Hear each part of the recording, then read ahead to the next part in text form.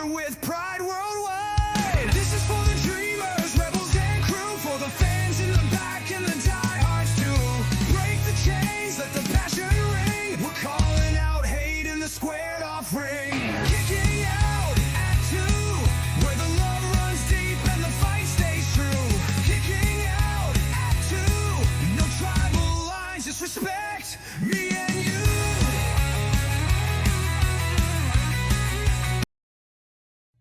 Promotional consideration paid for by the following. Listen up, wrestling fans. Showing love for your favorites doesn't stop at a t-shirt. If you're heading to a live event, you better be ready for the hard cam. Step up your show day drip with Hard Cam Creations, custom handmade accessories built for the loudest, proudest fans in the building. Whether you're backing a legend or leading your own faction, these pieces make sure you stand out when that camera swings your way. From spectator to certified superfan, it's time to walk to the ring in style. New drops coming soon. Find Hardcam Creations on Etsy and follow at Hardcam Creations on Instagram today. Each these days, and all those who slay, the bell rings, the stories unfold, and we're live from bell to bell. I'm Michael, and with me, back from the road, the human sass machine, the empress of iRoll, the expert of, wait, did that just happen? My co-host, Tori. Welcome back. The empress of iRoll is solid. I may need that on a t-shirt. I will mock up the design, and I will send it over to Sasha immediately. Yes. How are you doing? How was your trip? It was a lot of fun. Mhm. It was extremes because when we went to Allie's wedding in Bristol, Tennessee, it snowed that day. And I was out there in a short dress, and it looked cute as hell. And then, like, the next day we drove to Gatlinburg, which was still kind of cold. Right, Chrissy? I'm telling you. Yeah, I'm going to have to get that one. Hey, Bobby. Hey, And Christy. then, so it was kind of cold there. The next day was like 50-something. The next day, we drove down to the coast of the Gulf, and it was like 75. Mhm. So it was a very wild swing temperature-wise, but it was a lot of fun. Had a good time. We actually cut it short about a day just because we were ready to come home. Our floors were done, and we were just ready to come home. Danny Luna requested her release from TNA and is now a free agent. Wow, that was quick. Okay. Wonder what's going on there. I'm sure we'll And I hear don't- something about it. Tori- Wow. I'm not even on the next episode. Why you gotta trash talk me? Next episode of what? A point taken. He's I referencing need the to go fact do that that one. I'm the rotating guy that keeps coming in. I've heard I need to go do that one. You do. I think you would be phenomenal on there. I have already said, like, the week that one of the weeks that I was champ, I tried to get Big Mike to get Sped to get you on because I thought it'd been fun to have you and me against each other.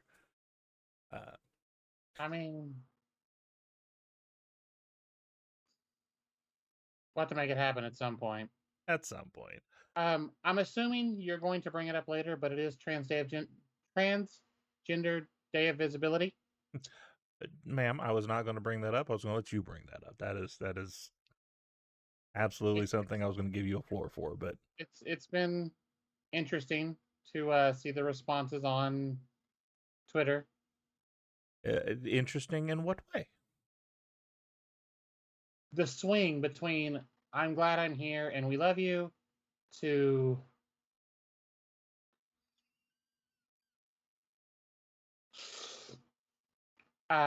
"you're mentally ill." Oh, okay. So that's Um, how I Twitter does. I apparently have curated my Twitter well enough over the last few months of Kid Bandit doing the trans company and adding a bunch of people that she has been tagging that I saw nothing negative today. It was just a bunch of I didn't see anything negative posted. My mistake was the comments. going into the comments. Yeah, that's Yeah, you want to avoid that. Yeah. I barely even go to the comments on our stuff. So Soul and Zarya had a fight in the streets before saw NXT that. tonight. I like that they do that. Um, I wish WWE would come with things more comprehensive than that, but it's a whole other thing. I've Actually, you been know gone what? 2 But weeks. I was really hoping while I was gone you would lower your expectations, but here we no, are. before we get to the news, I do want to bring this up, just because you and I were watching Raw last night. I do want to get your opinion on why all of a sudden we decided Gunther needs to be part of this conversation with Seth.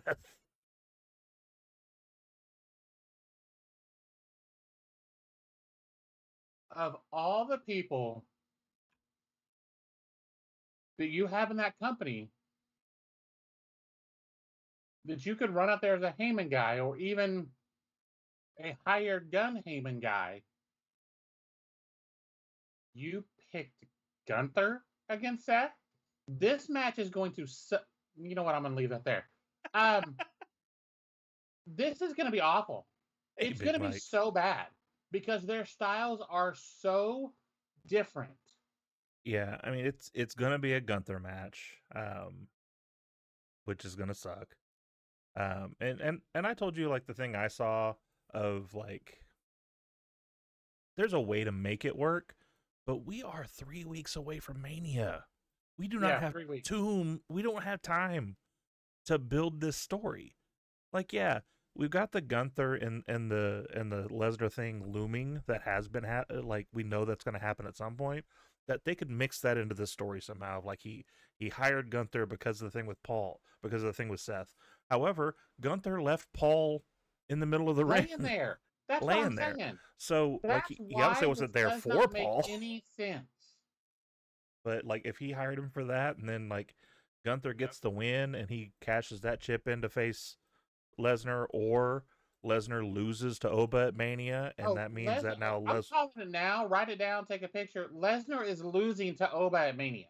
well, that's what I'm saying. So he loses, and then Gunther can say, like, look, he's over the hill. Let me go ahead and take him out back. I'll be your next big thing. Like, do something. But it's 3 weeks away. It's 3 weeks away. We do that. We switch the U.S. title to take Carmelo out of the scene, who's been killing it for months. And so now he's not part of this conversation anymore. I'm sorry. They did what? I haven't watched SmackDown in months. Oh, see, so Sammy took the open challenge. Okay. Trick Williams came out, which to me would have made sense for him to cost Sammy, because him and Sammy have been having beef for the last 3 weeks. But no, he cost Carmelo. Now Sammy has the belt, and now he has a match with Trick at WrestleMania. And I'm like, we just screwed Carmelo Hayes out of this? And he's been carrying that title? Here's the thing. They can make this a triple threat. Sammy's not winning. Sammy's not winning this. Yeah. This is going to be Trick's WrestleMania moment. Well, and this is going to be the moment that cements Trick as a main eventer. That's the thing. Then why didn't we just go with Trick? Because they don't think people want to see Trick Mello. And I'm not going to touch the racist aspect of this. Yeah, no.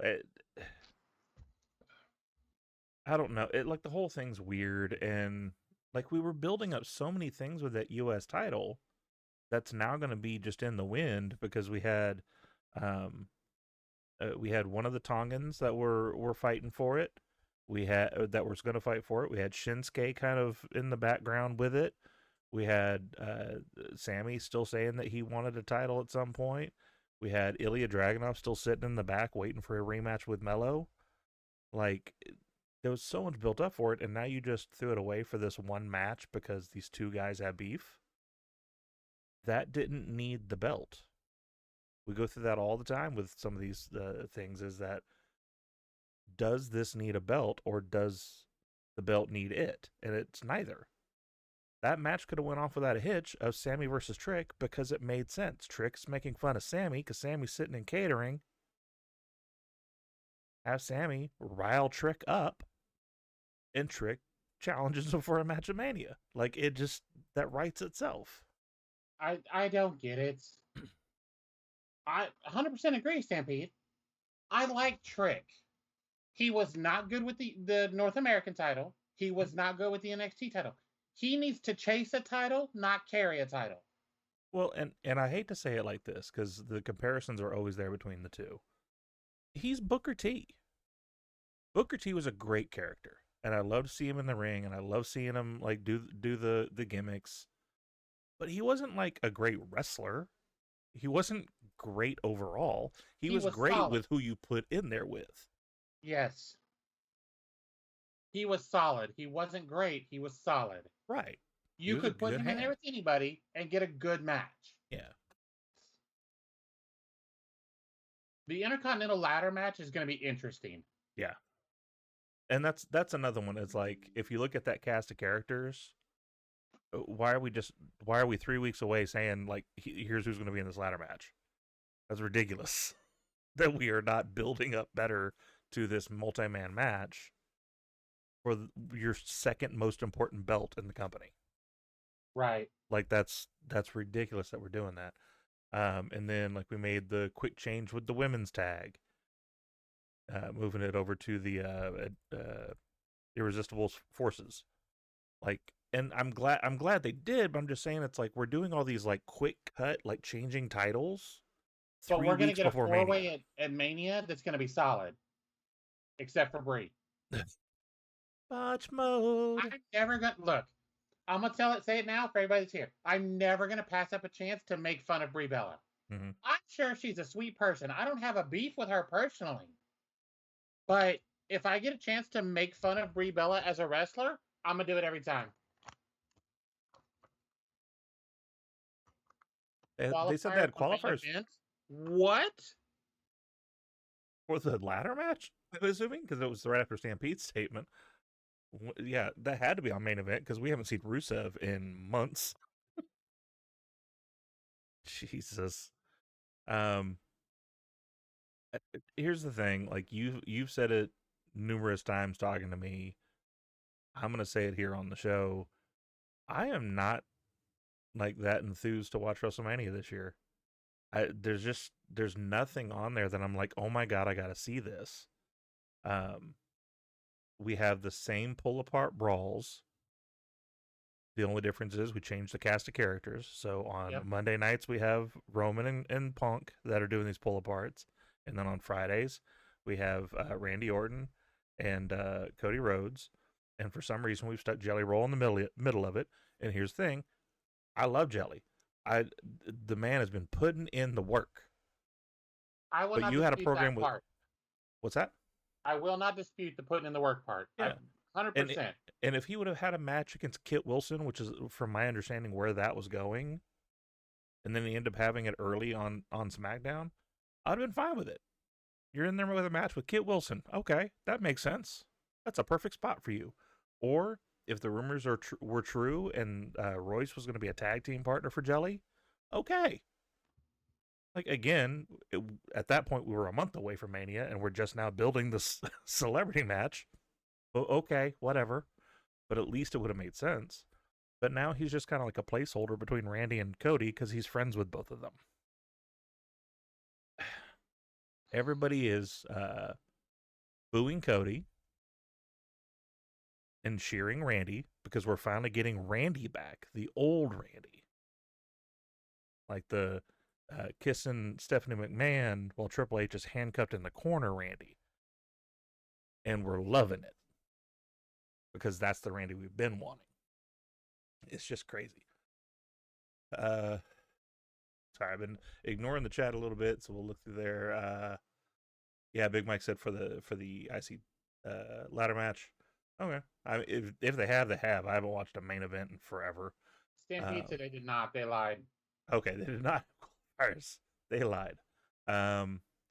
Pre-shows are where Jelly Rolls and Big Booms should be. I don't disagree. Like Jelly Roll having a free pay-per-view match against whoever, be fine with that. But again, just so we built nothing for this Mania. We built 2 matches that we knew were going to happen, and the rest has happened within the last month or two. Of here's what we're going to have. Quickly throw some shit together. It's crazy. And then throwing Gunther in with this, I understand that like we were doing the mask thing, hoping that Seth would get healthy. We kept doing the mask thing, hoping Braun would get healthy again. Braun's been in the PC, but we don't know if he's ready to go yet. So I get we had to pivot. I get that.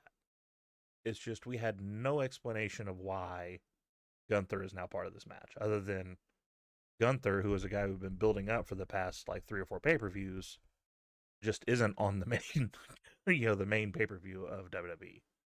It's insane.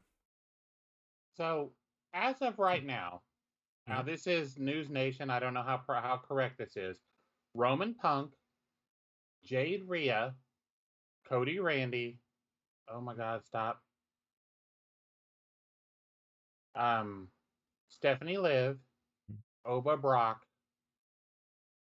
AJ Lee Becky, Drew Jacob Fatu unsanctioned, Sammy Trick, ladder match, Penta Dragon Lee, Javon Evans, Rusev, and JD McDonough. Could we have just did we just throw in a hat and I'm calling it now. Javon Evans wins this match with the help of Kofi Kingston. Did you see them talking last night? Yeah, they've been building that up on SmackDown for a few weeks now. Of like he wanted Javon to join the New Day. Javon said no. He came back the next week and was like, "Hey, I respect that." Something about him being the next Kofi, and he's like, "I don't want to be the next Kofi. I want to be the first Javon Evans." And then now there's beef between Kofi and the Aussie. Right. So now they're kind of going at it. So not physically yet, but just they're barbing back and forth. Finn, Dom. We're gonna change that. Dom and Finn. Which Dom and Finn. I mean, to be fair, we have been building that match for like 165 years. So right, at least we're finally here. Bailey, Lyra, Charlotte, Alexa, Nia, Lash, and the Bellas. Seth and Gunther. Yeah, there's not a lot I'm excited about. I'm gonna watch it just because it's part of our show. So like I have to sit down and watch it. But possibles are the Usos, Logan Paul, Austin Theory for the titles. Grande versus Grande, which I don't care. Yeah. Julia doesn't have a match. A side note, men's tag title, that's another one that just like we switched for some reason 3 weeks before. For what reason? Julia is the U.S. champ. Shouldn't have a match. Tell me you have no confidence in your stars without telling me you have no confidence in your stars. Yep. Like, what? Yeah, well, and then like the Hail Mary stuff that they're doing added to the fact that for some reason on SmackDown, we got a promo that John Cena is now the host of WrestleMania. Again, 3 weeks before Mania. That is a strange sales time. Are down. Like, everything is down. Did everything get blurry, or is it just me? I think it's just you. It looks clear. Yeah, it's just me. Probably be a triple threat, maybe. If because I know Chelsea's been working on that foot, so they could throw that in there last minute. But then again, that's another one of those like, why are we throwing this stuff in here last minute? Just like, Jesus, we should have been building this card. And I think that's where my problem comes in. But we fired Road Dogg because he was a problem. He was making the show bad.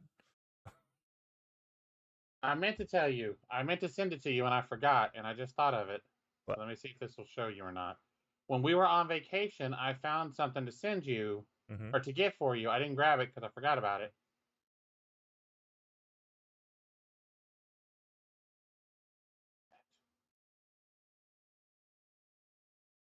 I'm curious.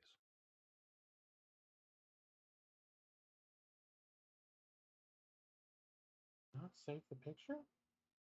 Shit. I thought I got the picture. There it is. So we were in this shop that had all kinds of vintage stuff. Mm-hmm. I'm actually going to just turn off my background. Hang on. Because I took this picture and was like, okay, that's funny as hell. I'm like, why is there an empty package? Yep. And Mary was like, okay, that's funny. I'm like, I love the fact that you got that joke. Like, we put an empty package on the shelf, and then I sent you those socks. Yeah. The socks were cool, but I just found it funny that every one of them comes with a free racist. It was Right? these socks that she sent me was like it was Hogan and Warrior, Hogan and Rock, Mark and John. No, it was It was Taker and somebody. I thought Taker and Kane. Taker and Kane. Oh, that's right, because it was Kane. Kane was the resident racist for that one. I mean, they both kind of fit that, but Yeah. I mean, Mark's cool. Mark seems like that old uncle who like he says racist shit, but that's because he grew up in 1932. He at least seems like he's cool with the times. It's just he still says some shit that you're like, you can't say that anymore, Mark. That's not appropriate. Maybe the host of the podcast that he goes on every once in a while will help him out with that. Mark, nobody wants to talk about that. Anyway, let's go ahead and get in the news. Yes, Lady Frost is a free agent at midnight. That is not one of my stories, but so that yeah. got tweeted, and then she had posted something with a reaction like, "Really?" Like, yeah, it seems like she didn't I was know. like, either she didn't know or it's not true. Yeah, or it's marketing. Like she could just be putting it on there, not so much as like a surprise look, but as a like what's next look. I don't know, but I don't know. Anyway, We've got your news by Fightful. We've got the Fightful news. Select, bringing you the latest If you want the headlines, news, come here. insider updates, and We will everything reread the news that shaking we up got the somewhere wrestling else world this week. from Fightful. Take it away. But you can hear it here. This one I didn't even write down. This one happened while I was watching the Wrestling Divas. Great show, by the way, today, ladies. It was good seeing CJP there. So nice to have that little surprise there as well. But while I was watching their show, I saw it popping up all over about Stephanie Vaquer having an incident in an airport. Someone tweeted basically some shade at her, saying, yeah, thanks a lot for stopping for your fans. You're not the Primera. You're basically just downplaying her because she didn't stop. She actually retweeted it and Yeah, quoted she did and busted them up. Yeah, and she was like, look, it was my birthday. I wasn't feeling good. I explained to everybody that was there that I'm not in the mood for it today. Politely walked away. Like, she addressed the whole thing. She didn't just like, peace, I'm out, I'm ignoring you. She said they had followed her for a while. She had told them no a couple of times. This is that person going too far. This is exactly why so many people don't stop and sign autographs anymore. Yeah, absolutely. And am I sad that a small fan, because from the small dive I did into it before the show, it was legit a person and his kid. So it wasn't like one of those like they were there with like 30 things for her to sign. It was probably going to end up on eBay the next day. But even if it is a legit fan, still, these are just human beings. And you are following them at the airport. So weird. Any other reason, any It's other person, so you would have been arrested. Weird. Do you remember when I messaged you about Mark Henry? Yeah. I almost didn't talk to him. I almost sat down next to this man and didn't say anything. Yeah. Because they're still people. Like this is their personal time. They're not at a signing, they're not at a press release. They're just trying to get to wherever the next stop is. I was like, hey, I'm a fan. I saw you because he sat down next to Mary, and I had to ask him to move, which I should have just stood there, but whatever. Sarah, that's my wife, but I'm gonna let you sit there. I apologize. Look. I almost didn't speak to him about anything other than asking him to move. Yeah. But when he moved, he said something else to me, and I just told him that I was a fan. So on. He said he was headed to Tulsa for AEW, and I was like, oh, I'm going to the show. And he gave me his drink ticket and took a picture with me, and I thought it was the coolest shit ever. Yeah.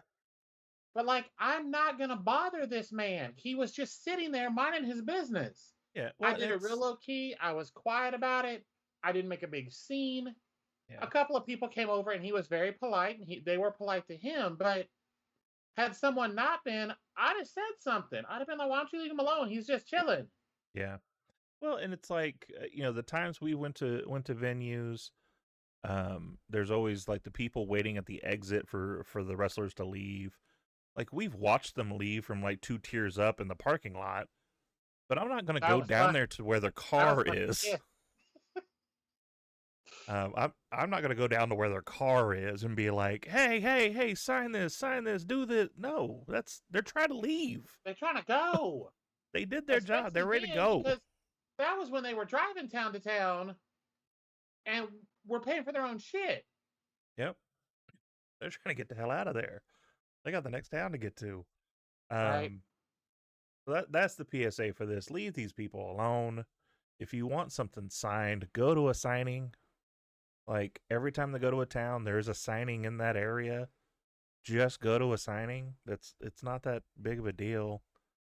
I mean, I get, they are nice and they stop and they sign things and do all that. And ironically enough, like, for free, because when you go to the signing, you have to pay to get in and pay to have them sign and stuff.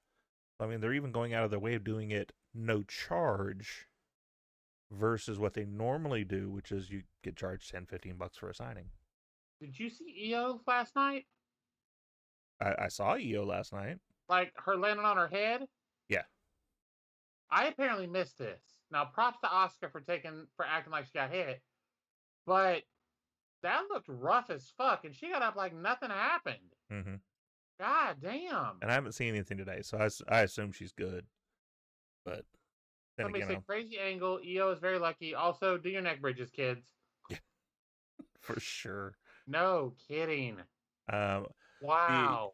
Second news: the indie pipeline seems to be continuing. There is an indie wrestler called Conan Lycan that has now hit WWE's radar. This man is 6'3", 270 pounds. I can't. Damn it, Stampede!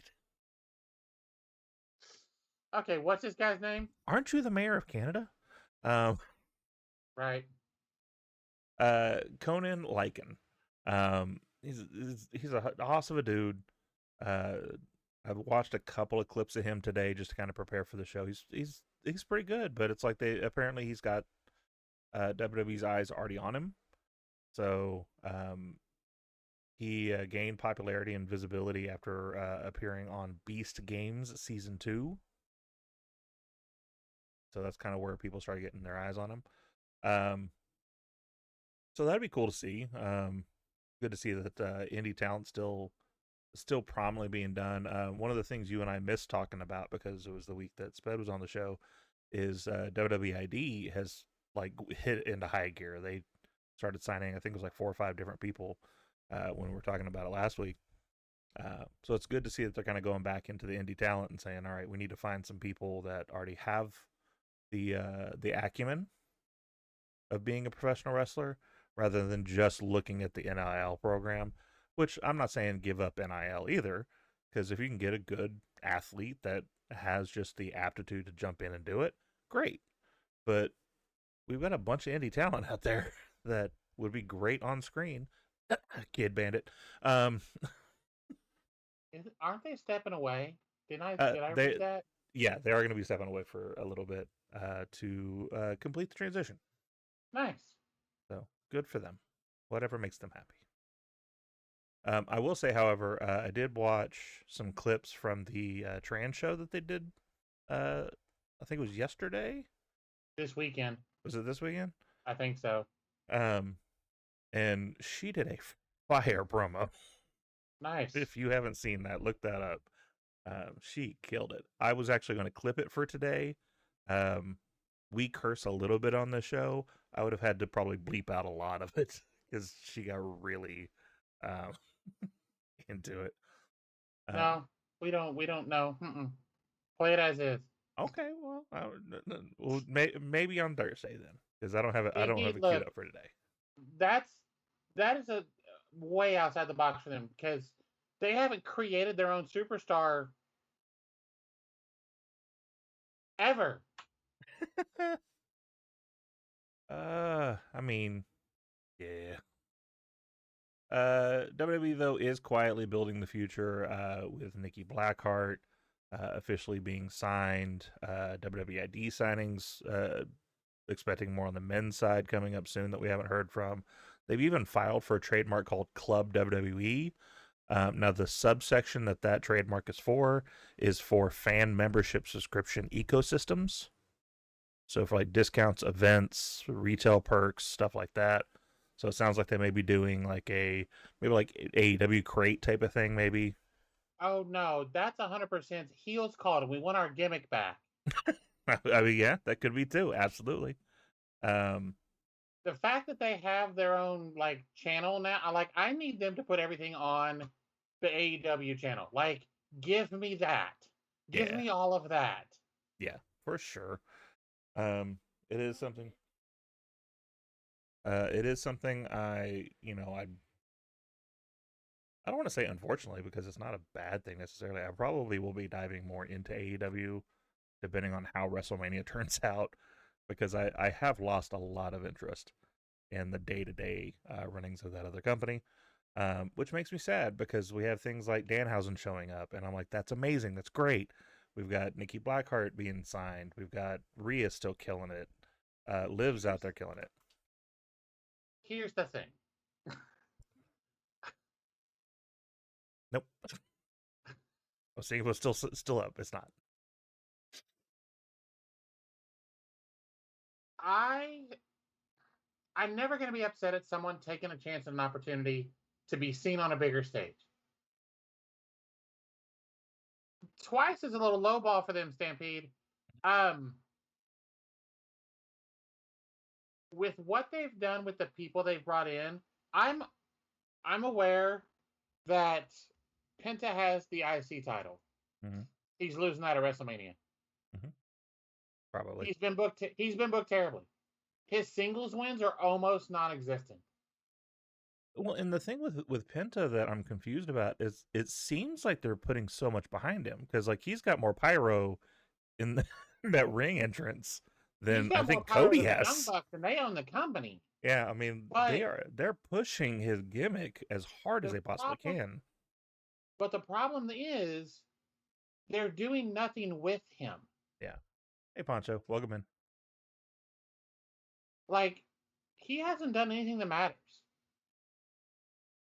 Yeah. No, I'm with you. Like Alistair came back. What's he done?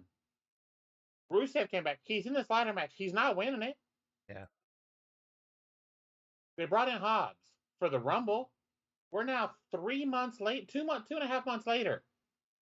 Where's my guy?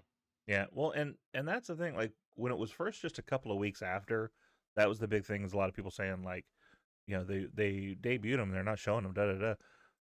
I'll give them a little bit, but yeah, we're hitting pretty close to. It's been a little too long. That now we're losing the impact of the fact that he showed up at the Rumble. You do that within a month time frame of having him show back up, okay. Anything longer than that, now you're wasting the boom of him showing up. So it's almost like he's going to be re-debuting again. You had this perfect opportunity to capitalize after the Rumble. Have him come out on the Raw after Mania. Mm-hmm. Or the Raw after the Rumble. Put him in there with somebody. Okay, cool. We're now 3 weeks from Mania, and he's nowhere to be seen. Yeah, well, and I wonder, like, they deny the pivoting because of what the internet says. I wonder if the plan was to have him in that celebrity match, and everybody shit on it. Which here's the thing: I'm not one of those people Because if you look at it and go, The Miz, Big Show, even Hogan. Hogan was the celebrity guy back in the day. Of you have a celebrity come in, you stick them with Hogan. Hogan will get them through it. If they're trusting Hobbs to do a match with Jelly Roll in a tag team capacity, that's a good thing. That means the company sees him as someone who can lead that match. So Absolutely. And why? I don't have a problem with that. But you made first of all, you made a big deal about the fact that he was Powerhouse Hobbs. Now he was Royce Keys. Whatever, cool. Mm-hmm. But then when you put it on YouTube, you edited that part out. And now he's nowhere to be seen. I understand from what I've been told, he's working on other projects. Mm-hmm. Okay. You did the interview with Stephanie. That was the perfect time to bring him out for something. Well, and it's not even like he has to do anything in the ring. Think about when Jade came in. Jade was on TV every week on NXT Raw and SmackDown and didn't touch anybody for like a year. Yep. Have him come out and just like be a dude. I mean, I'd kind of be fine if she still wasn't touching people because she has no business with that title. Have him in the background segments, the things that are going on back there where Kofi's talking to Javon. Absolutely. Have Royce be part of that conversation. Because then at least we're seeing him. At least he's there. And then you have a reason for him to interject in something that's going on the main screen. Yep. But, yeah, we're going to move on, though. We could turn this into a whole, like, shit on WWE segment, and I'm going to try not to. We'll try to be a little bit okay with this. Oh, I thought that's what we were doing. My bad. One thing that they are doing right, in my opinion, for once, is we're finally going to make a big deal about Saturday night's main event. So WWE is planning another Saturday night's main event, but they're actually looking at putting it in a bigger venue, where previously it's always just kind of went back to Madison Square Garden. Currently, the next one, July 18th, is set for Madison Square Garden, but they are looking to do a massive promotion on the next one that comes around and putting it in a bigger event. If you're going to treat it like a bigger event, I'm good with that. But that also means don't give me that shit booking that we've had on every main event since. I was just waiting for we're going to do it the same day as All In. Why? Yeah. That's another, I mean, seeing where they're going to put it is going to be kind of the question, Well, right? All In is in England. Mm-hmm. So, okay. But if you book anything that weekend, you're getting fucked up. Yeah, for sure. WrestleMania season injuries and return updates. Gunther was expected to play a role at WrestleMania, and we learned as of yesterday what that role is going to be. He had a rumored match with Rey Mysterio, but Rey Mysterio apparently had gotten an injury doing a show. They're looking at it possibly being a rib injury, so he was not going to be cleared to be part of WrestleMania, so they had to pivot on what Gunther was going to do. We were obviously building to him and Rey Mysterio because we had the stuff with him and Dragon Lee, and then he was going to retire Rey Mysterio. I know you'd have been happy about that, so it sucks that we had to pivot that.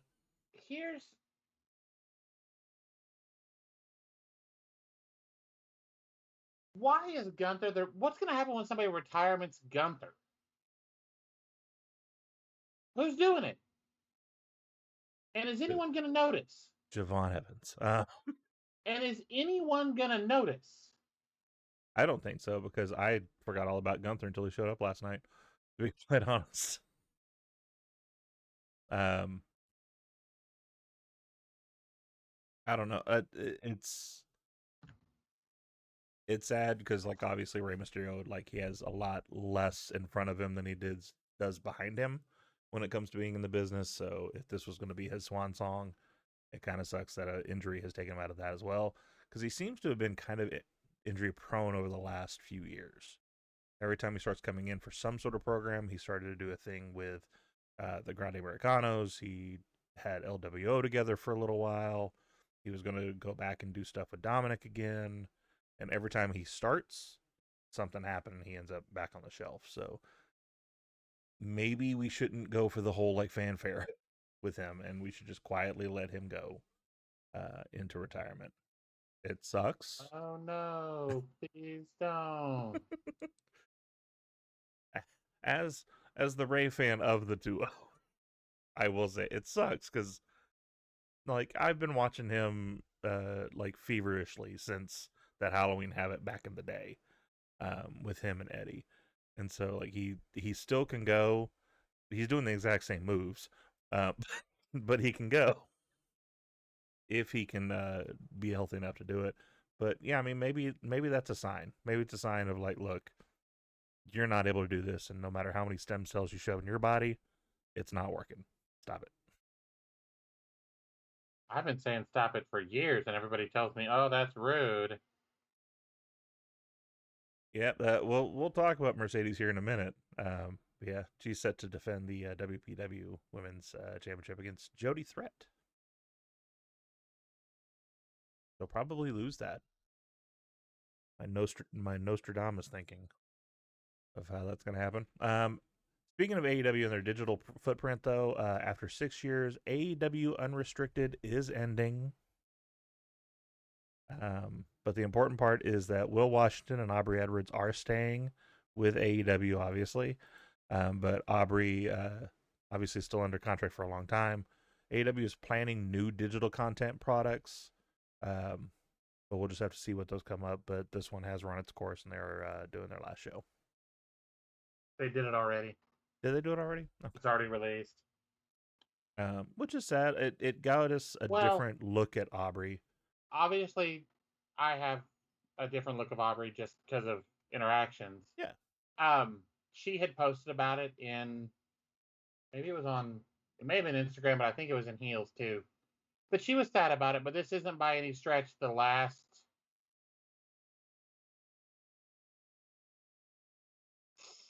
It's not the last. They're about to change how they're doing podcast stuff, and that's why they got rid of it. Yeah, because that's the big thing that I saw in some of the news reports I was looking at, is that a lot of the digital projects that they're looking at now is to make a podcast network. And I'm sure some WWE heads are going to be like, well, it's just copying what WWE is doing. It's copying what the world's doing. Podcasts are becoming a huge thing. We did it before all of them, so they're copying us. Right. Gimmick Table Where's Media, my folks. motherfucking movie check? That's right.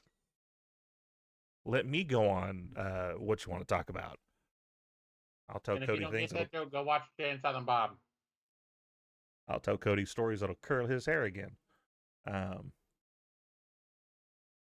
Telling stories that'll peel that tattoo off his neck. That's right. Though AEW is losing something, they are gaining something. Thekla has already been locked down to another long-term contract.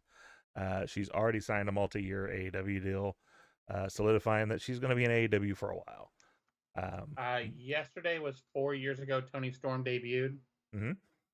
I'm assuming, they haven't officially said anything, but I'm assuming they're writing her off is she's pregnant. That we talked about that last week, me and Sped, and that's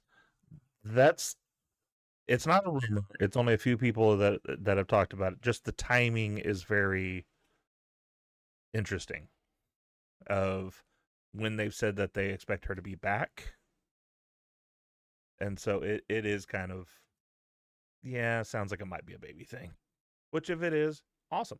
If that's what they want, cool. You're welcome, Big Mike. We got you, fam.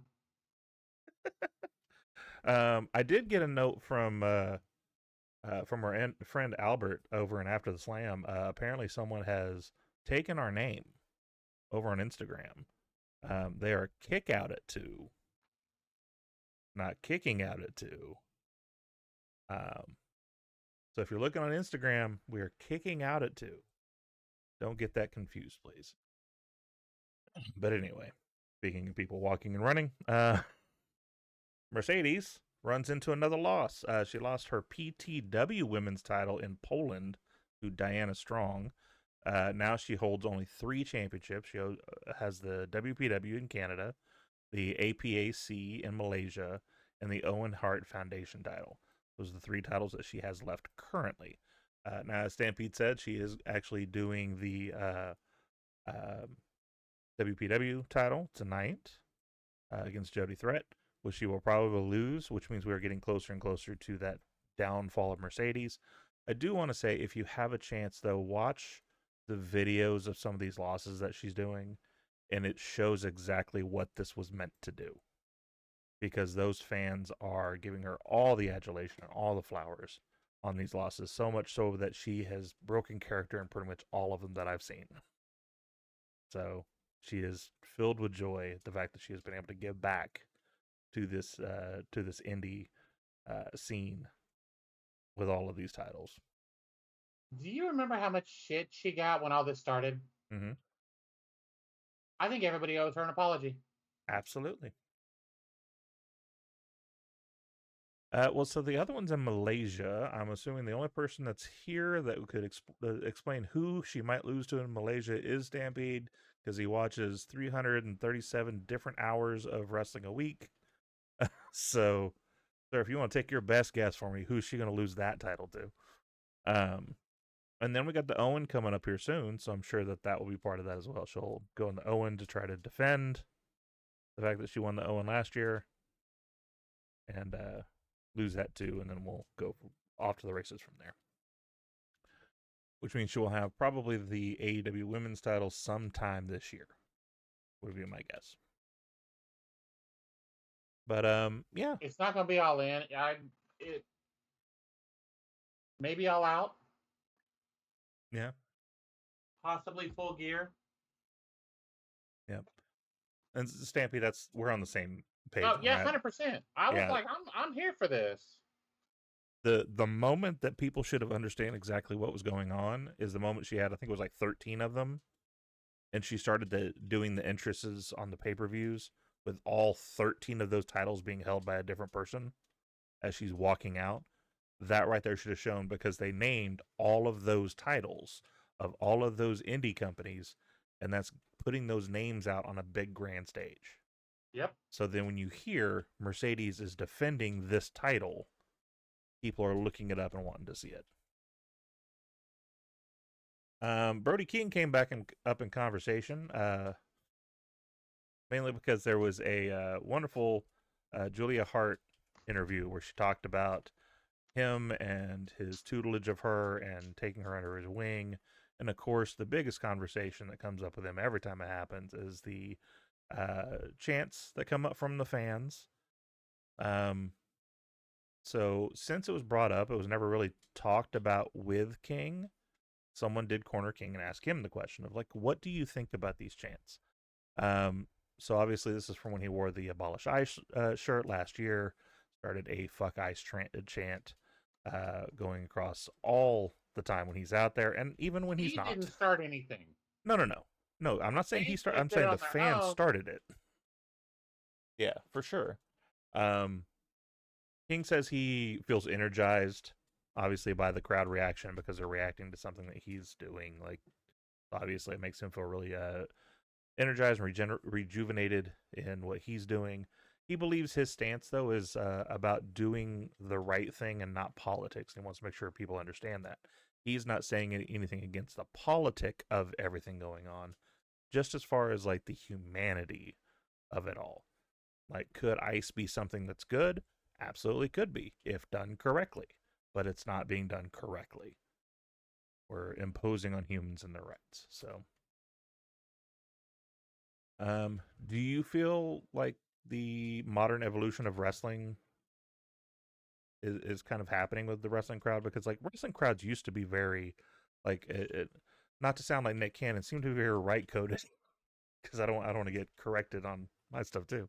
But it does seem to be that they're going kind of more either centralized or more liberal. I think we're at the point, people are always like, I don't want politics in my blah, blah, blah. At this point, politics isn't everything. That's just the way it is right now in the U.S. Unfortunately, but that's just the way it is. There's at least one company that's letting their fans say what they want to. They don't censor and not bleep it. Yeah. They have on TNT during the live shows. Yeah. TNT and TBS. That's but fine. That's a National TV Cable thing. Network. Yeah. I get that. Raw is on Netflix. Why are we bleeping anything? But we're still doing it.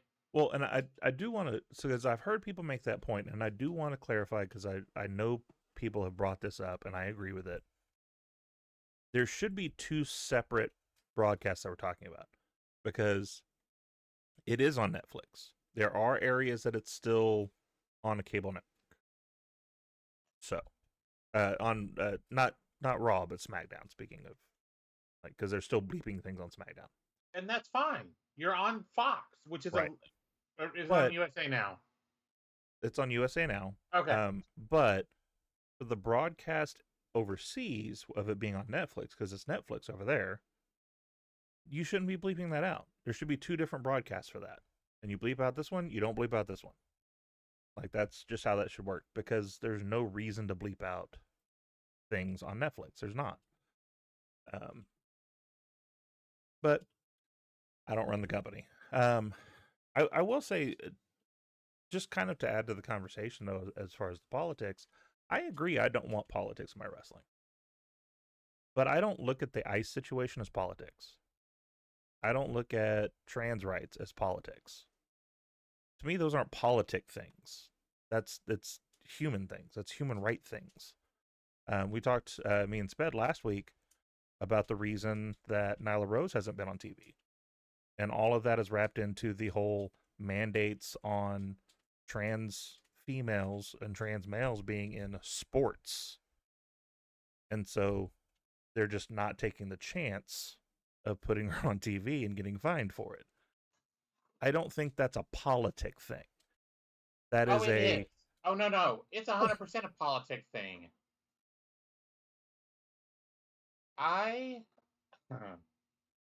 Because part of the reason she hasn't been on the cards in Oklahoma is because our athletic commission, and trust me, I use that term very loosely,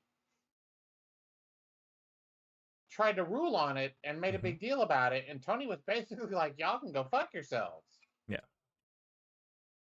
I wouldn't be surprised if next time they come to town, she's on any show he does just for the fun of it. Oh no, I got fined. Who cares? And while I don't disagree with that sentiment. It concerns me though, because now she hasn't been on TV really since.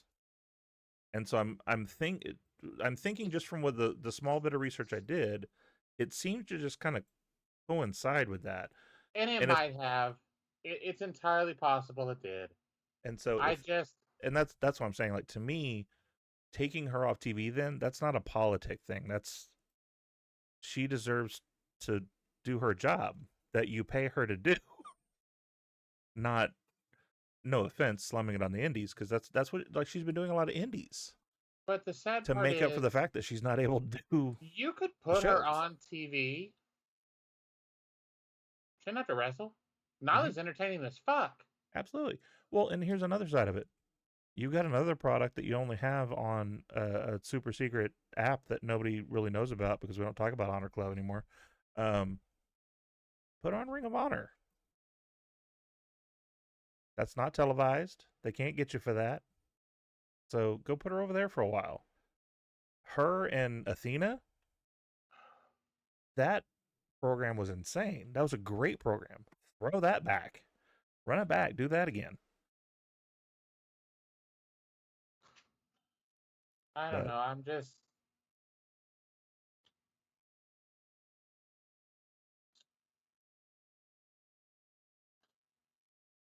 It's stupid. It's frustrating as somebody who is a obvious huge fan of Nyla's for multiple reasons. Yeah. I'm sorry. Had no one... No kidding. I'm here for that. Had no one told me she was trans, I'd have never known. No. And people were like, she sounds like a man. So did Luna Vachon. Yeah. So did Jazz. Bull Nakano. There's a number of... Big Mike, I can't with you, bro. I just... Why is this a thing? Yeah. It's crazy that it's a conversation. I mean... People complain this isn't a sport. but your athletic commissions are the one that have something to do with it? Yeah. What? It's not a sport until it's convenient for them. That's now it's a sporting event. Thank you for the info, Steve Stampede. I appreciate it. That is something I will try to look up, because I would love to see her wrestle again. So that's Japan, right? Yokohama. I will let him answer that. While he's answering that, though, I do want to go on to the next story, because the next story is the one specifically you want to talk about. There's a TNA injury scare that happened. It has turned out to be positive, so we want to just make sure that you understand that as we tell the story, everything has turned out to be okay. But Steve Macklin was knocked out early in a TNA World Title match versus Mike Santana. They ended up ruling the match as a no contest. They took Steve to the hospital, cleared. He's been cleared of any concussion. He has been released. So everything's fine. But Santana was praising referee Alice Lane for the quick thinking, because literally, like, the moment it happened, Alice jumped in and immediately was like, "We're done." So I caught the video. Obviously, I didn't watch the pay-per-view. I caught the video. Macklin hit Santana with something, went to run off the ropes. Santana super kicked him. Mm-hmm. It done it 1,000 times. He just happened to catch Macklin on the button. Boom! His lights were out. He was out. He was awake, but he was out. Yeah. He stayed down for a minute. The ref went and checked on him. And biggest shout out to now my second favorite female referee, because no one's ever replaced an Aubrey. Alice, what's her name? Yeah, Alice Lane.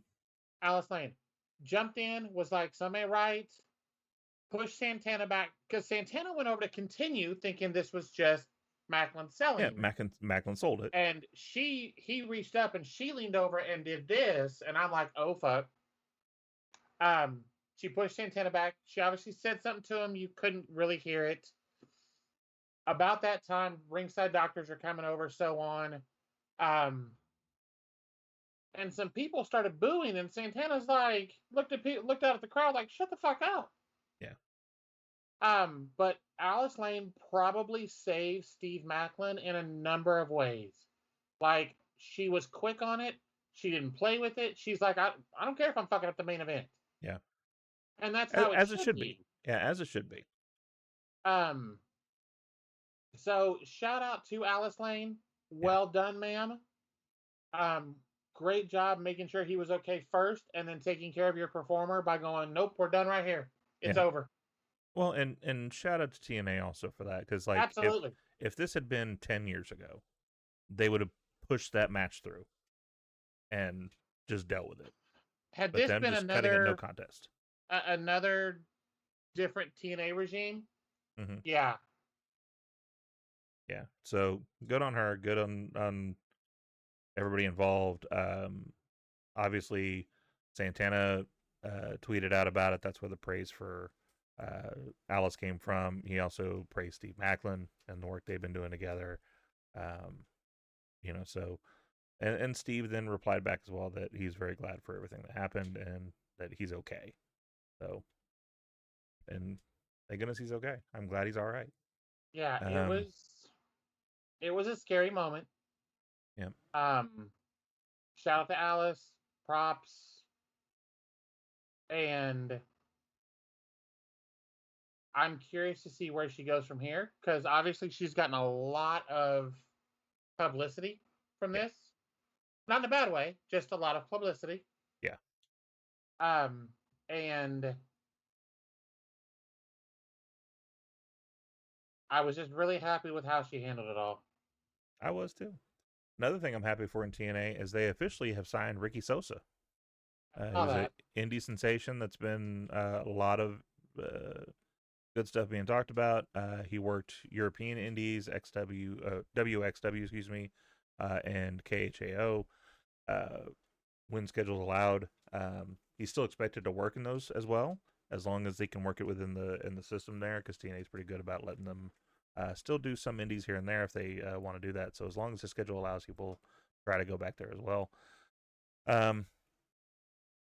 There has been some chatter from KHAO's GM that he had heat with Ricky for signing for TNA with TNA so quick. That has been confirmed it is kayfabe. They're just doing that to kind of keep the relationship going. So if he shows up there, he's got something to actually work with. So good to see him there. Like, anytime young kids get pulled up from the indies that have a following, I love seeing it happen. Or even when veterans, because like we've seen the return of the bunny, and those vignettes they've been running like.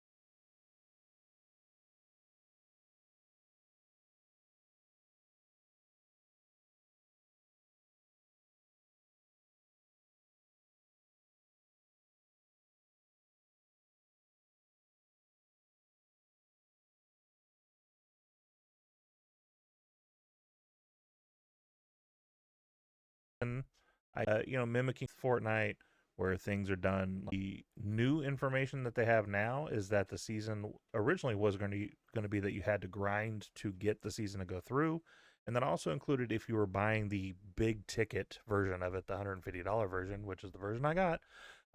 You still had to grind to get the DLC that you were buying it for. Like, it was still there, but you had to grind through the game to get it. As you know, my usual go-to is like the creative stuff, which didn't get you the RP to get through the seasons.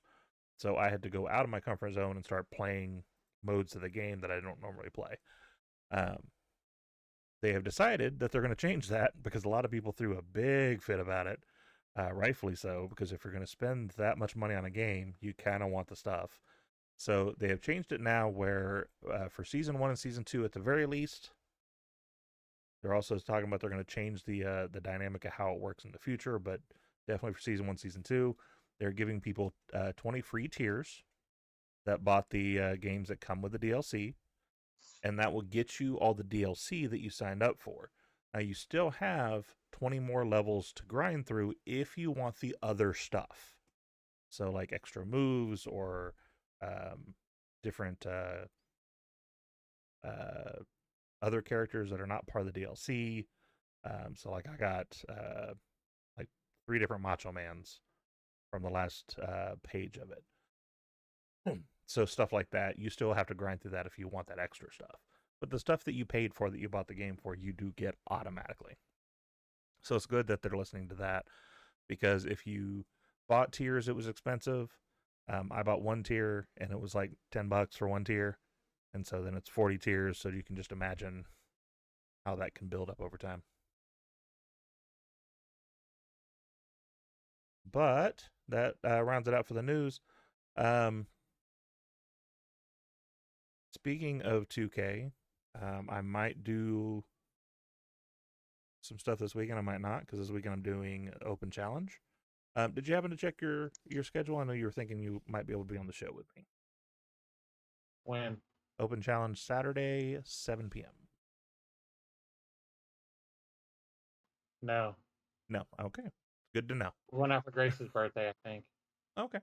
Not a big Since deal. Grace's birthday was right after we got back, we had dinner with everybody before the wedding, like the day before the wedding, but we didn't really get to celebrate Grace's birthday. Mm-hmm. So we're going out this weekend, I think. LaFleur is already out with an injury. Him and somebody got jumped.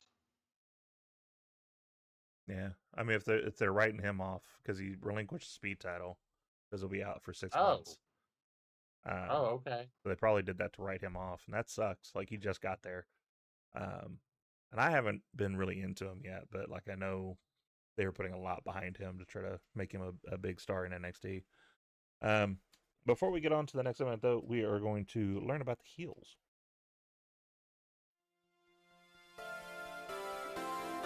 Hey, wrestling fans! If you're a woman who loves professional wrestling, you need to check out AEW Heels, the official female-focused online community from All Elite Wrestling. It's a safe space to connect with other fans, share your passion, and build friendships with women from around the world. Members get access to exclusive content, virtual events, Q&A sessions with AEW talent, ticket pre-sales, contests, giveaways, and even in-person meetups at live shows. Led by Amanda Huber and Aubrey Edwards, AEW Heels gives you a place to truly feel part of the AEW family. Don't miss out! Join AEW Heels today and connect with your fellow wrestling fans like never before. We've got your news. I forgot to turn off the news thing. I always forget to do that. Anyway, now that we're back, I'm so glad you're back because I missed asking you that question. You know what time it is. Clobbering time? I mean, it's close. A good one. That was a Time good to one. ask. Who's better than Canyon? Who better? For this week, we're actually amping up the production a little bit. We've got an audio version of this, meaning that the options that I give you are going to have a little audio clip attached to it. So for this week, we're going with the match hasn't even started yet, but the crowd's already in the know of who's coming out there. The lights hit, the music drops, and goosebumps kick in. Tonight, we're talking about the most iconic women's entrance themes across WWE, AEW, and TNA. 10 Okay. songs, gauntlet rules. When it's over, we'll answer the only question that matters. Who better? I had to so- explain to Mary why that was funny. While we were gone, Oh, because I caught a bit of it on Twitter or something, started chuckling, and she asked why, and so I had to explain to her why that's funny to me. yeah. All right. So the first one, Britt Baker. Her theme is called The Epic. I'll play a couple of seconds of it so we don't get demonetized, just so you can kind of regroup on what you know it sounds like.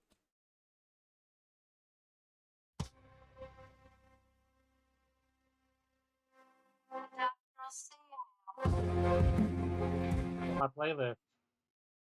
All right. That one versus Lita's Love, Fury, Passion.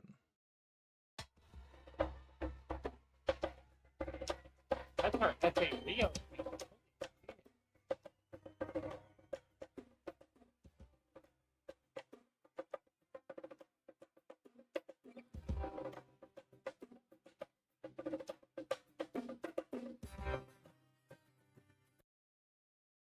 I forgot her music had that intro. It's still the DMD though.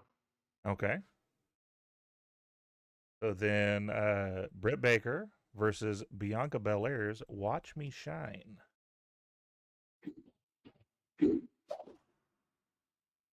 I'm on my own against the wall. The pressure's building, but no, I will never fall. Sticking with the DMD. Okay. DMD versus, make sure I'm on the right track here. Yeah. Jade Cargill's A Storm Is Coming. You can skip this one. It's for it. I'm going to be fair, at least play it a little bit. No. A storm Like, is coming. Okay, so we're sticking with Britt Baker on that one. Britt Baker versus Asuka, The Future.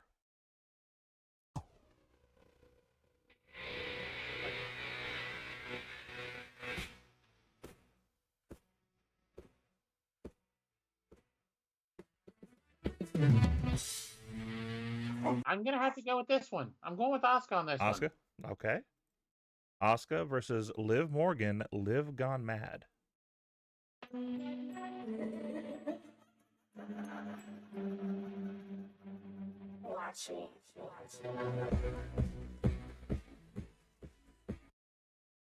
Live.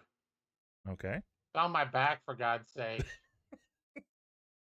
Liv versus Mercedes Moné, CEO.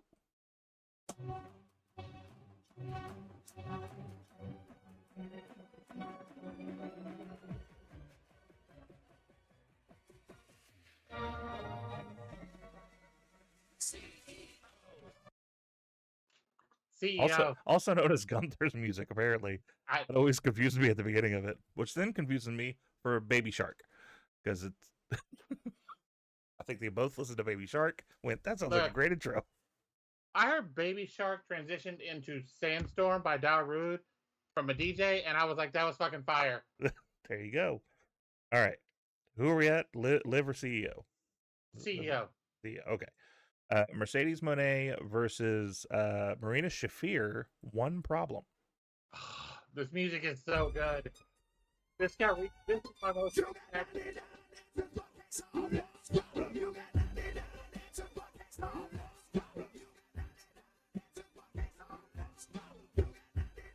Goes hard. Music goes so hard. Here's the thing. Never heard that theme until I did this. Seriously. And I'm like, that is now on my playlist. Yeah, no, that thing goes That hard is as a hard hell. ass song. That thing goes hard as hell. I gotta stick with my CEO. I Okay. love Marina.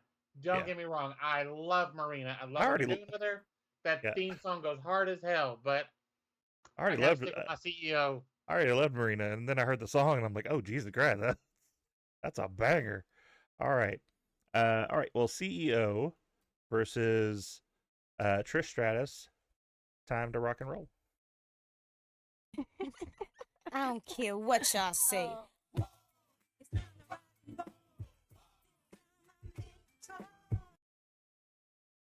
The sad part is you didn't have to tell me the wrestlers. You could have just played the music. Oh, I know.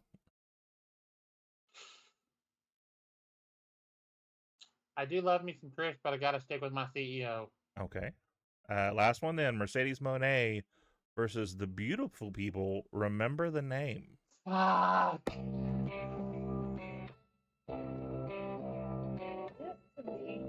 Was one of the songs that we It's the beautiful people. I gotta take the beautiful people. All right. Because that theme song went hard as fuck.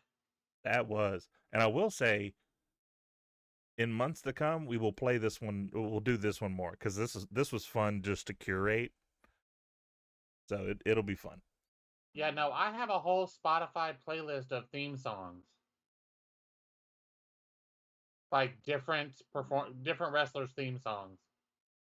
I'm gonna trigger YouTube again real quick because it just said sending data and it wasn't streaming apparently. Oh, whoops.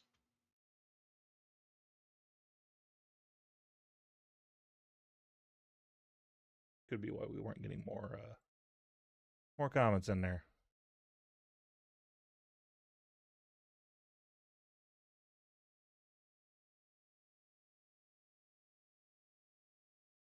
All right. Well, anyway, so that's the soundtrack in the last edition for the Women's History Month right here. 10 themes that hit before the bell ever rang. Now it's your turn. Like we have Isaiah in the chat there that's been playing along. He also ended with Beautiful People, so good on you there. But now it's your turn.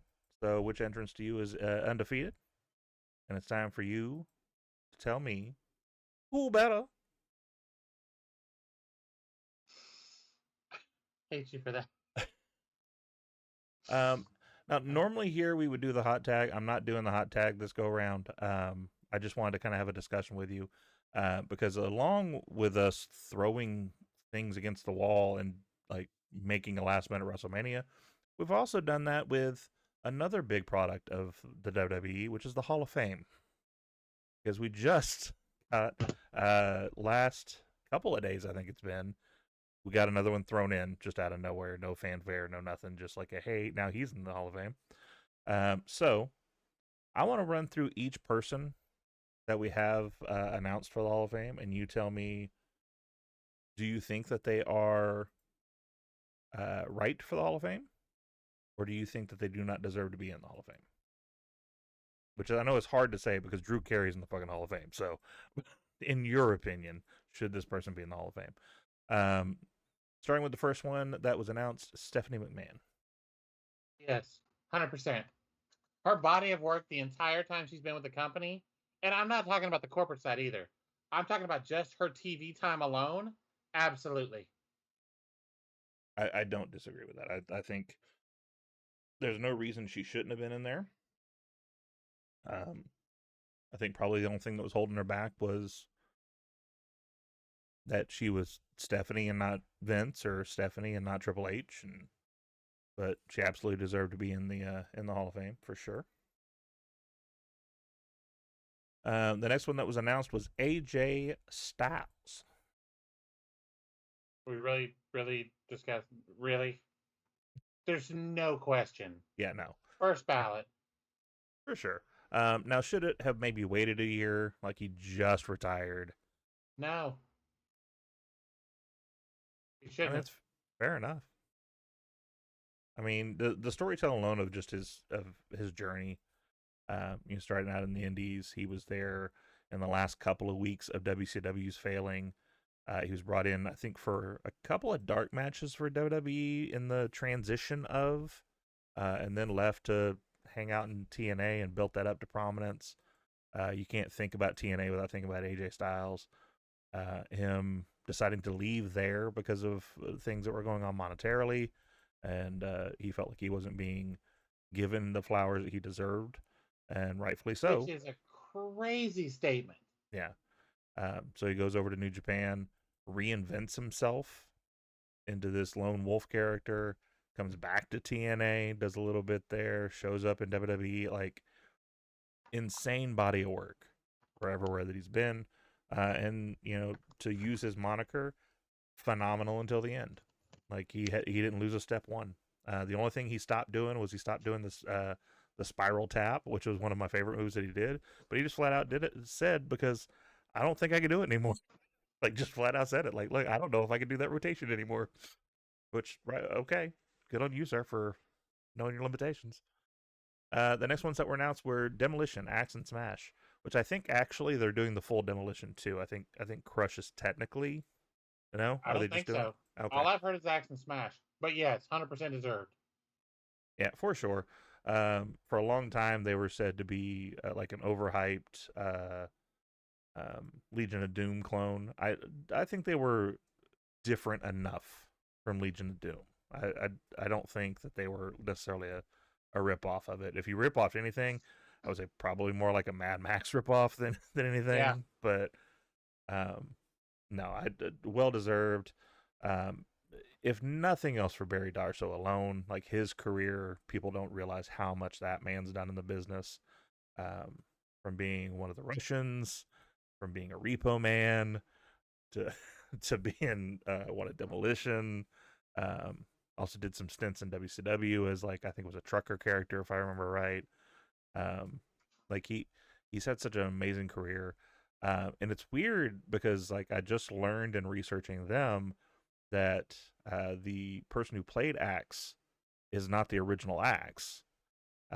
Apparently the first match or two, it was a different person. And then that person ended up falling through, and they brought him in. Smash of Demolition, Crusher Khrushchev, Mm-hmm. the Repo Man, and the Blacktop Bully. That's what it was, Blacktop Bully. He went to Robbinsdale High School with Kurt Hennig and Rick Rude. Mm-hmm. Yeah, he was part of that Minnesota crew of people that just killed it in the business later on. Yeah, something happened over on the YouTube side. So if you're seeing this on Twitch, on TikTok, or X, sorry, for some reason the YouTube crapped out. I don't know what's going on with it. I'm trying to check it while we've been going through here. Luckily enough, though, Twitch stayed up, and that's where I get my clips from. So at least we'll still have clips for the week. Sid Vicious. Yeah. Yeah, I think Sid should have went in a long time ago. Absolutely, the body of work. Yeah, the body of work that he has, just between the two major promotions. Being Sid Justice back in the day, Sid Vicious, Psycho Sid, like the gambit of that. And honestly, like, cut down way too soon. Like, obviously he's done some indie stuff, in the past couple of years. Nothing huge, but just kind of as a, like, he's Sid coming in there and he power bombs people. But cut down way too soon because of that stupid injury. Someone telling him, hey, jump from the top rope. And as much as he thought I shouldn't do it, he did it because the boss told him to do it. He is 63. Yeah. And fortunately, like, tore his femur in half. That was, oh. Yeah, it was insane. And as many times they've replayed that video over the years is just nasty. I mean, people will say things like he has like limited promo skills and all that, which he did. Like, he wasn't the greatest promo, but he wasn't a good promo at all. He was a good promo. Like, Ultimate Warrior was a good promo. He yelled and screamed, and you didn't know what he was talking about, but you were ready to run through a wall when he was done. Look, he passed away in 2024. I forgot about that. Yeah, he did pass. Non-Hodgkin's lymphoma. That's crazy. Yeah, which is weird because that's the most, I think, the most curable, if I remember right, or maybe it's Hodgkin's that I'm thinking of. Not Hodgkin's or Hodgkin's. One of them is like the most curable. And then the one recently talked about, Bad News Brown. It's a legacy one. I mean, he didn't have a long career, but Coco Beware's in, so why not? I don't disagree with that one. That's very much. I don't hate it. Level. I mean, yeah. I don't. I don't hate it. His two things that stand out for me is he had that great rivalry with Bret Hart, where he turned heel. Bret Hart had won a Battle Royal. He had a trophy. Bad News was raising his hand, and then he like took him out and broke the trophy. And then I also remember, for a very unfortunate reason, his matches with Roddy Piper, because Roddy Piper did the infamous promo where he did blackface. But yeah, I mean, absolutely. Like, if you have people like Coco Beware in there, there's no reason why Bad News shouldn't be in it. He won the heavyweight bronze medal at the '76 Olympics in judo. Mm-hmm. Yeah, he was a legit badass. Like, yeah, he was a bad man.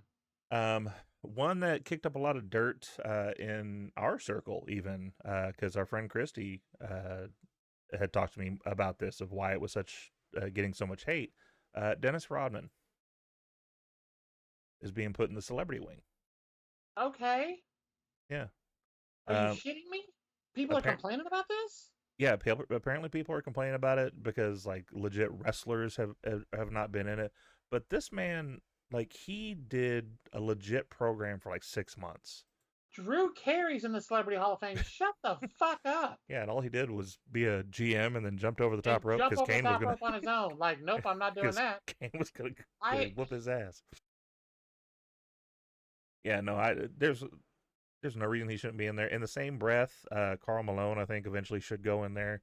Obviously, that one's got some. They should have gone in together. Yeah.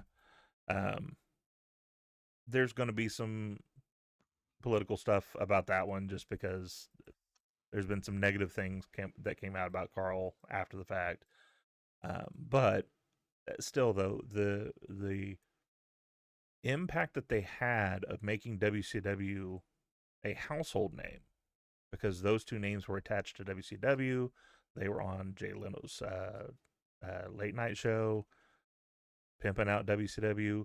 There was a big story that happened because Dennis Rodman has skipped the Bulls practice while they were in the playoffs to be at Nitro rather than be at practice with his Bulls. Like, DDP and Malone showed up on one of the shows while Hogan and Rodman were like, they did a whole thing with this. No, there's no reason Rodman should not be in. Yeah. Well, and that's one of those, like, the celebrity ring I'm okay with. It's I don't. Who cares? I don't think I would have even fought, though, if he would have just been in the regular. To be honest, I don't know if I would have fought that, because he legit wrestled for 6 months. Like, he was in matches with Hulk Hogan. Sure, why not? Put him in there. But anyway, We've ran a bit over, so I apologize for taking too much of your guys' time. If you rocked with us tonight, make sure to hit that like, that subscribe, follow wherever you're watching us, except for YouTube, apparently, who decided to crap on us tonight. Bad red app. Don't forget, though, join the Gimmick Table Media Discord, where you can watch real conversations, do watch parties with us. I think there's a pay-per-view going on this weekend. Correct me if I'm wrong. Stand and deliver. Stand and deliver. So we will make sure to throw that up on the Discord and do a little watch party there. Just so you can sit down and have fun with us. For the last pop today, I want to talk about the Brody King moment. It really shows how wrestling crowds are evolving. After wearing an Abolish ICE shirt, hearing those chants go off in the crowd, that is probably something we wouldn't have seen a lot in years past, as far as the environment that was in the crowd. But I think King framed it the best, saying that it's people rallying around what they believe is the right thing versus worrying so much about what side of the fence you're on, which thankfully is what we're seeing more in, at least I'm seeing more in social media today, of even people on the other side of the fence of where I'm at are looking at some of the stuff and are starting to realize that it's a bit ridiculous. And that maybe we have went a wrong pathway. I've been binging DC Legends of Tomorrow. That kind of makes me wish I had a Wave Rider so I could go back in time and deal with some of this shit. But it does seem to be that fans aren't just reacting to storylines anymore. They're also bringing their real world voices into the arena, trying to talk about the right things. So whether you agree or disagree, it shows that wrestling fans have always been a reflection of the world around us. And today crowds are louder, more expressive, and more socially aware than ever, it does seem. The question now becomes, is the modern evolution of the wrestling crowd something that we're seeing in culture today? I think so. And fuck ICE. Forgot about that. In the meantime, and in between time, we will catch you on the next one. Bye, everybody. Here's the cover. Can he do it? Kick out at 2. We stand together with pride worldwide. This is for the dream.